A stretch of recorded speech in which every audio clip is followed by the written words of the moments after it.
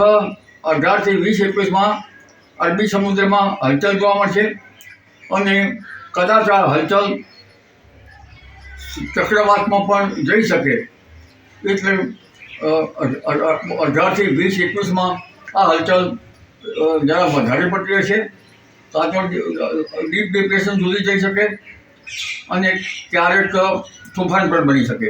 પરંતુ ઉલ્લેખનીય છે કે બંગાળ ઉપસાગરમાં તારીખ 26મી ઓક્ટોબરથી નવેમ્બરની શરૂઆત સુધીમાં એક પ્રબળ વાવાઝોડું બનવાની શક્યતા. નવા વર્ષની શરૂઆતમાં ઠંડા પવનો ફૂંકાવાની શક્યતા રહેશે.